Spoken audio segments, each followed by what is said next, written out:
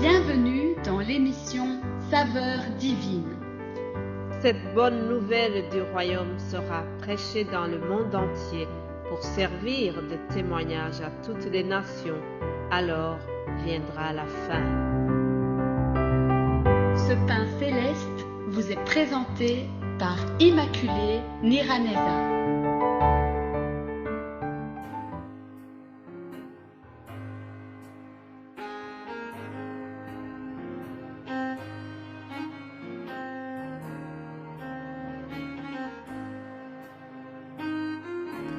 Shalom, shalom, bien-aimés de Dieu, que la paix de Christ soit avec vous. J'espère que vous allez bien là où vous vous trouvez dans les quatre coins du monde. Alléluia. Je rends grâce à Dieu parce que je suis en bonne santé aujourd'hui et Dieu me donne encore une occasion de parler de sa part. Nous continuons notre cher programme de parler sur le Saint-Esprit. Le Saint-Esprit a un sujet très vaste, un sujet très important dans la vie d'un chrétien. Alors, aujourd'hui, nous allons voir ensemble l'histoire qui se trouve dans les Actes des Apôtres, chapitre 5. C'est l'histoire de Ananias et Saphira. Alors, je voudrais vous dire que c'est un drame qui s'est passé dans l'église primitive. Moi, je dis dans les Actes des Apôtres, s'il y a une histoire qui me touche beaucoup, c'est l'histoire de ce couple.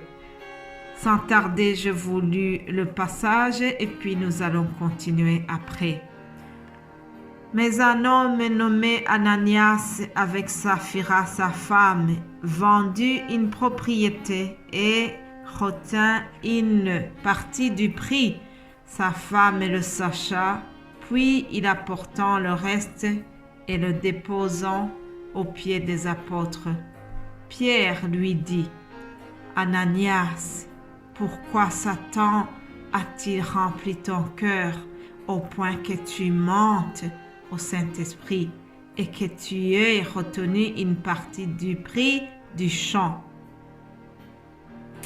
S'il n'avait pas été vendu, ne te restait-il pas? Et après qu'il ait été vendu, le prix n'était-il pas à ta disposition? Comment as-tu pu mettre en ton cœur un pareil dessein?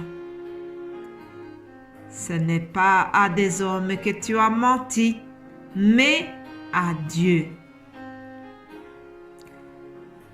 Ananias, entendant ces paroles, tomba et expira. Une grande crainte saisit tous les auditeurs. Les jeunes gens s'étant levés, l'enveloppèrent, l'emportèrent et l'ensevelirent. Que Dieu nous aide, chers amis. C'est un drame qui vient de se passer. Je n'ai pas dévié le sujet. Nous sommes toujours sur le Saint-Esprit. Je voudrais vous souligner, vous rappeler le contexte dans lequel cette mort atroce se passe. Nous sommes au début de l'Église primitive. L'Église vit dans une puissance du Saint-Esprit. Les apôtres annonçaient la parole avec une pleine assurance et les miracles et les prodiges se produisaient par les mains des apôtres justement. Et tout ça, bien sûr, au nom de Jésus-Christ.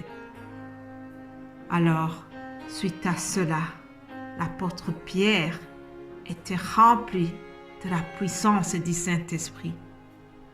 Oui, celui qui avait été faible auparavant, celui qui avait renié le Christ, a été rempli de la puissance du Saint-Esprit le jour de la Pentecôte. Et alors, je voudrais vous dire que c'est par la puissance du Saint-Esprit que Pierre a été informé de la tricherie que le couple Ananias et Saphira ont fait. Donc, ils ont vendu une propriété. La consigne était que le prix de la vente devait être déposé dans les mains des apôtres pour l'œuvre de Dieu. Parce que c'était comme ça que ça se faisait. Ah oui, dans leur église, on devait procéder comme ça. C'était ça la consigne. C'est ça qu'ils avaient convenu. La parole nous dit que aucune personne ne disait que ces biens lui appartenaient. Mais tout le monde devait apporter les biens. Et les biens appartenaient à l'Église. Ils devaient tous mettre tout en commun. Les apôtres rendaient avec de force un témoignage de la résurrection du Seigneur Jésus. Et une grande grâce est reposée sur eux tous. Voilà, c'est dans ce contexte-là que ce drame se passe. Donc, un couple triche. Un couple a été trompé par Satan et puis il n'a pas fait comme il devait agir. Il n'a pas apporté la totalité du prix de la vente. Alors, ce que je vais souligner, c'est que l'apôtre Pierre, une fois qu'il a deviné cela, il leur fait la remarque en disant « Pourquoi est-ce que Satan t'a rempli le cœur au point que tu mentes au Saint-Esprit » Il n'a pas dit « Tu as menti à Dieu », mais il a dit « Tu as menti au Saint-Esprit ». Ce qui veut dire que Pierre met le Saint-Esprit au même pied d'égalité que Dieu. Alléluia. Bien-aimé de Dieu, le Saint-Esprit est Dieu.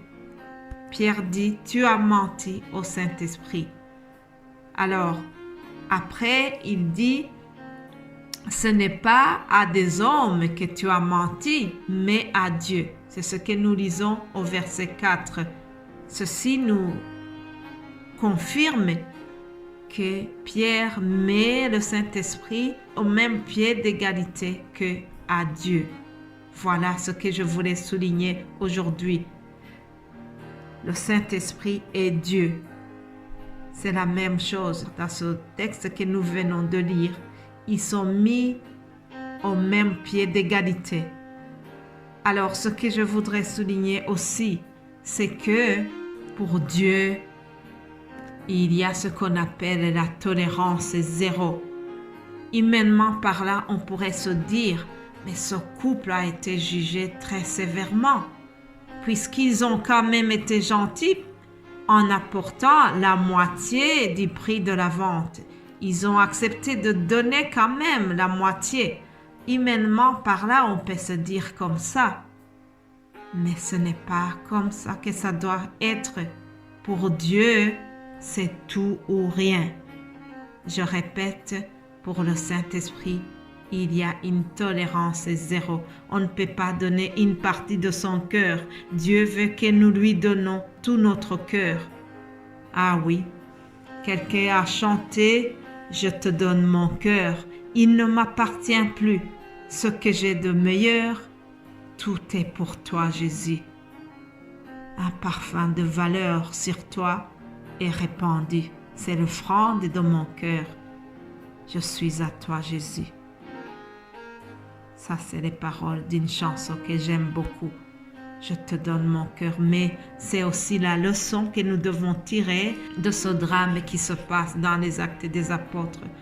Ils ont été jugés sévèrement parce que ils avaient menti au Saint-Esprit. Ils avaient attristé le Saint-Esprit. Et cela nous rappelle que nous ne devons pas être partagés. Nous ne pouvons pas appartenir à Dieu et en même temps appartenir au monde. On ne peut pas servir Dieu et Mammon. C'est impossible. Pour Dieu, c'est la tolérance zéro. Chers amis, prions. Nous allons demander encore une fois la puissance du Saint-Esprit. Que le Saint-Esprit nous aide pour ne pas être partagés.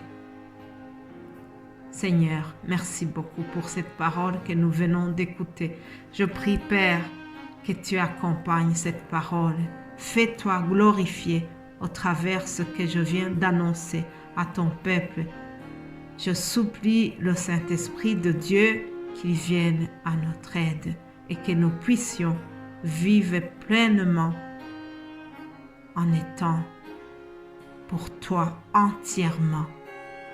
C'est au nom de Jésus-Christ que j'ai prié. Amen.